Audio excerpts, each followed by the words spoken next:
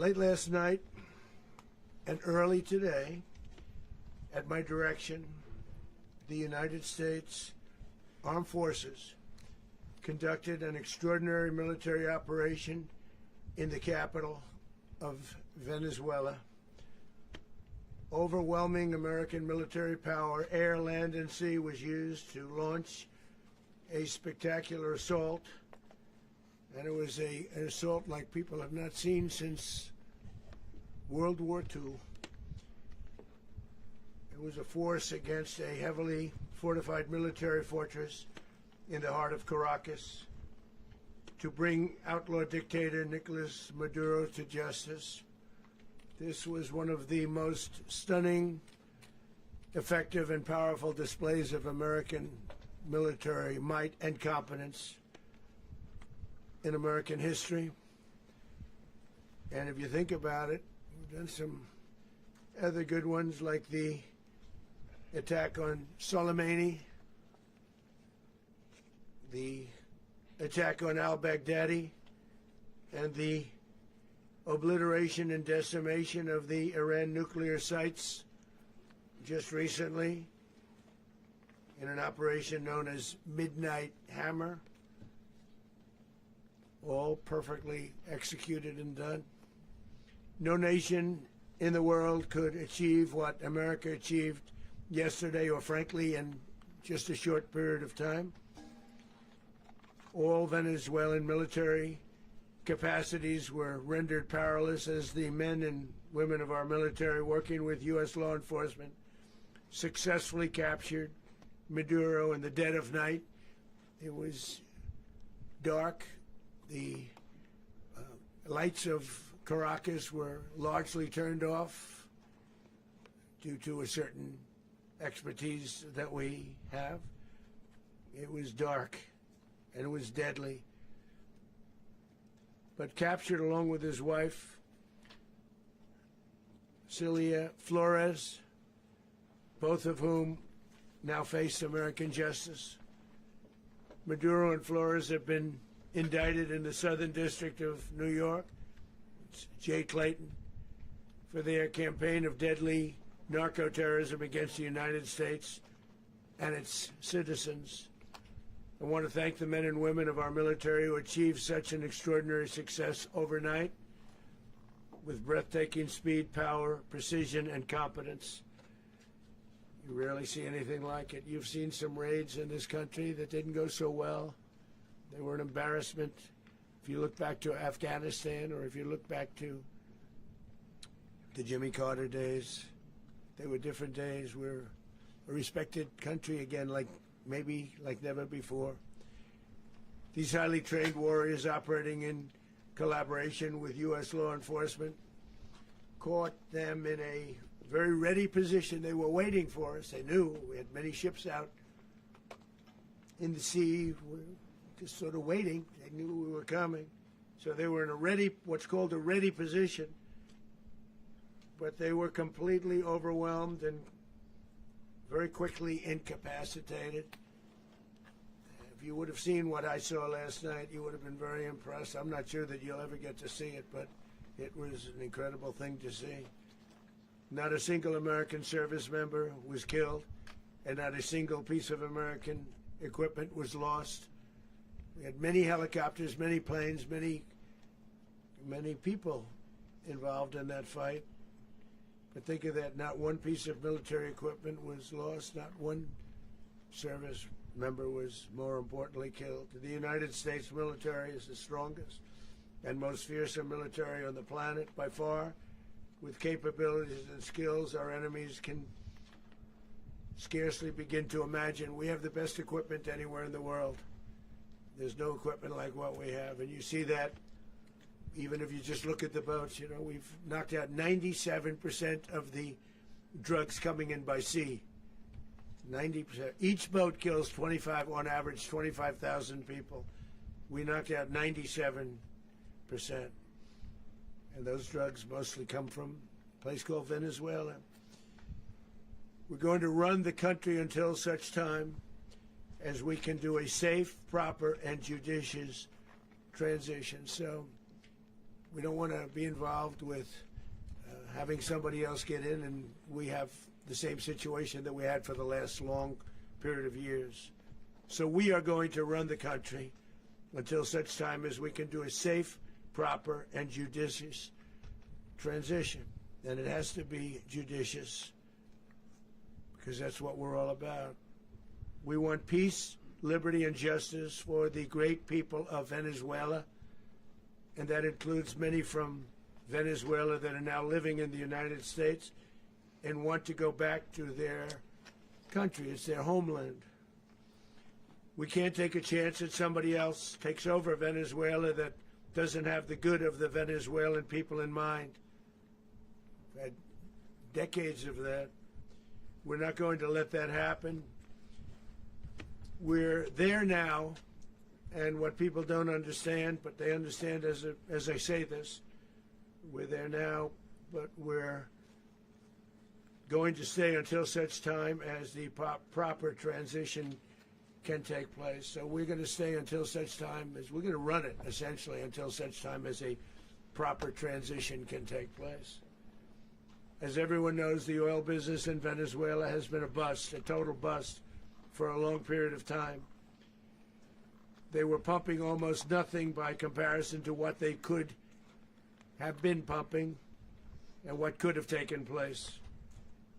We're going to have our very large United States oil companies, the biggest anywhere in the world, go in, spend billions of dollars, fix the badly broken infrastructure, the oil infrastructure, and start making money for the country. And we are ready to stage a second and much larger attack if we need to do so. So we were prepared to do a second wave if we needed to do so. We actually assumed that a second wave would be necessary, but now it's probably not. The first wave, if you'd like to call it that, the first attack was so successful, we probably don't have to do a second, but we're prepared to do a second wave, a much bigger wave, actually. This was pinpoint, but we have a much bigger wave that probably won't have to do. This partnership of Venezuela with the United States of America, a country that everybody wants to be involved with because of what we were able to do and accomplish, will make the people of Venezuela rich, independent, and safe. And it will also make the many, many people from Venezuela that are living in the United States extremely happy. They suffered. They suffered. So much was taken from them. They're not going to suffer anymore. The illegitimate dictator Maduro was the kingpin of a vast criminal network responsible for trafficking colossal amounts of deadly and illicit drugs into the United States. As alleged in the indictment, he personally oversaw the vicious cartel known as Cartel de las Solas, which flooded our nation with lethal poison, responsible for the deaths of countless Americans, many, many Americans. Hundreds of thousands over the years of Americans died because of him. Maduro and his wife will soon face the full might of American justice and stand trial on American soil. Right now they're on a ship. They'll be heading to, ultimately, New York, and then a decision will be made, I assume, between New York and Miami or Florida. But we have people where the overwhelming evidence of their crimes will be presented in a court of law. And I've seen it. I've seen what we have. It's both horrible and breathtaking that something like this could have been allowed to take place. For many years after his term as president of Venezuela expired, Maduro remained in power and waged a ceaseless campaign of violence, terror, and subversion against the United States of America, threatening not only our people, but the stability of the entire region. And you all saw it. In addition to trafficking gigantic amounts of illegal drugs that inflicted untold suffering and human destruction all over the country, all over in particular the United States, Maduro sent savage and murderous gangs, including the bloodthirsty prison gang, Tren de Aragua, to terrorize American communities nationwide, and he did indeed.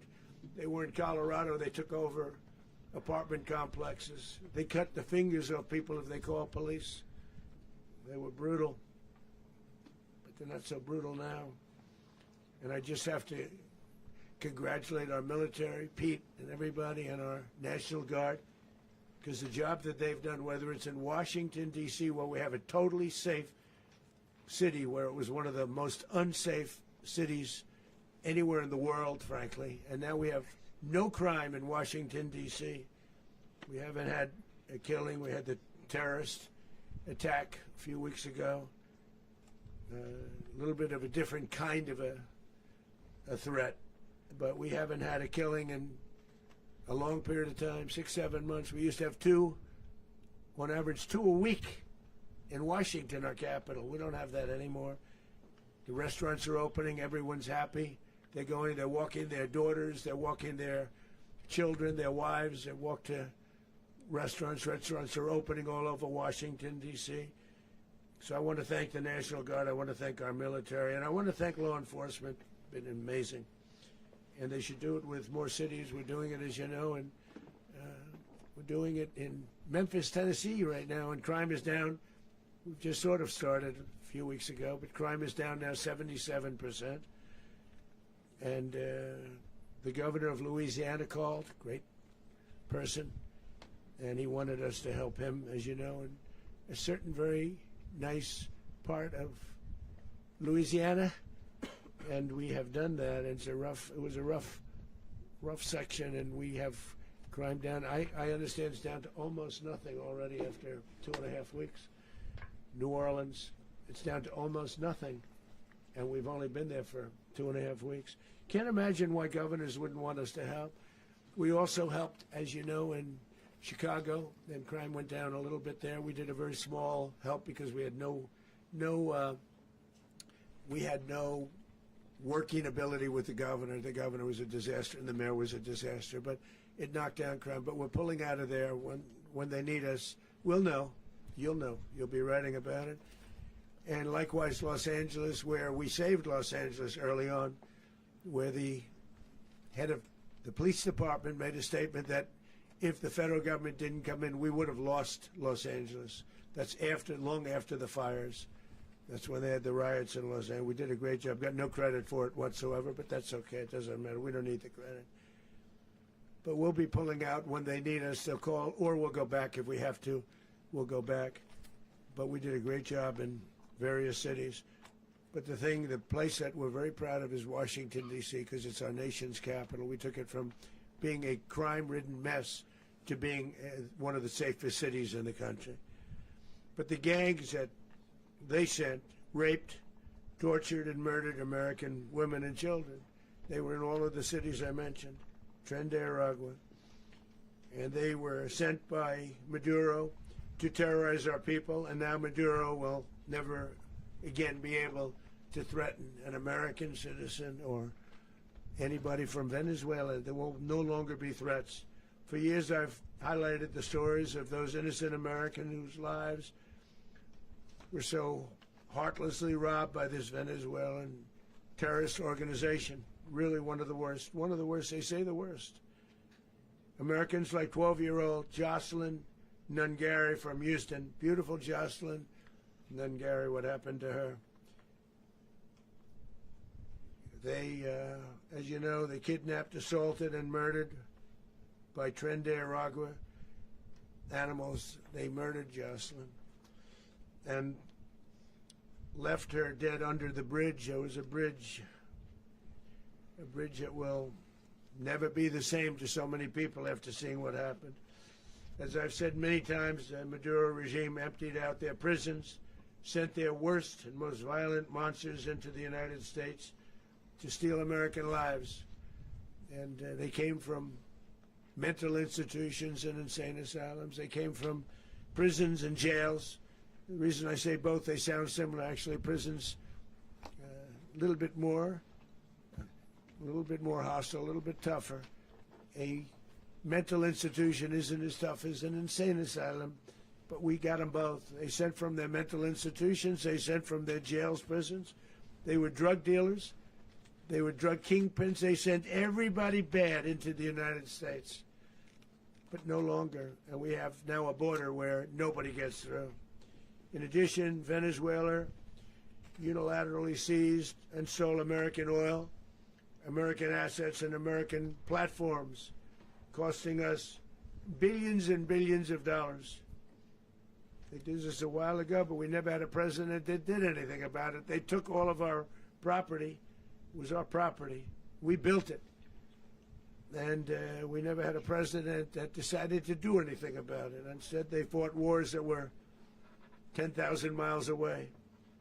We built Venezuela oil industry with American talent, drive, and skill, and the socialist regime stole it from us during those previous administrations, and they stole it through force.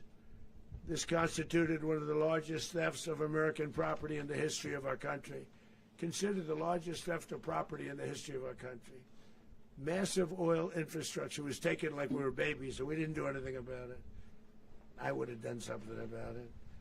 America will never allow foreign powers to rob our people or drive us back into and out of our own hemisphere. That's what they did. Furthermore, under the now deposed dictator Maduro, Venezuela was increasingly hosting foreign adversaries in our region and acquiring menacing offensive weapons that could threaten U.S. interests and lives. And they used those weapons last night. Potentially in league with the cartels operating along our border. All of these actions were in gross violation of the core principles of American foreign policy, dating back more than 2 centuries. And not anymore. All the way back, it dated to the Monroe Doctrines. And the Monroe Doctrine is a big deal. But we've superseded it by a lot, by a real lot. They now call it the Monroe Document. I don't know. It's Monroe Doctrine. We sort of forgot about it. It was very important, but we forgot about it. We don't forget about it anymore. Under our new national security strategy, American dominance in the Western Hemisphere will never be questioned again. Won't happen. So just in concluding, for decades, other administrations have neglected or even contributed to these growing security threats in the Western Hemisphere. Under the Trump administration, we are reasserting American power in a very powerful way in our home region. And our home region is very different than it was just a short while ago. The future will be, and we did this in my first term. We had great dominance in my first term, and we have far greater dominance right now. Everyone's coming back to us. The future will be determined by the ability to protect commerce and territory and resources that are core to national security. These are core to our national security. Just like tariffs are, they've made our country rich, and they've made our national security stronger than ever before. But these are the iron laws that have always determined global power. And we're going to keep it that way. We will secure our borders. We will stop the terrorists. We will crash the cartels. And we will defend our citizens against all threats, foreign and domestic. Other presidents may have lacked the courage or whatever to defend America. But I will never allow terrorists and criminals to operate with impunity against the United States. This extremely successful operation should serve as warning to anyone who would threaten American sovereignty or endanger American lives. Very importantly, the embargo on all Venezuelan oil remains in full effect. The American armada remains poised in position, and the United States retains all military options until United States demands have been fully met and fully satisfied. All political and military figures in Venezuela should understand what happened to Maduro can happen to them, and it will happen to them if they aren't just fair, even to their people. The dictator and terrorist, Maduro, is finally gone in Venezuela. People are free. They're free again. It's been a long time for them, but they're free. America is a safer nation.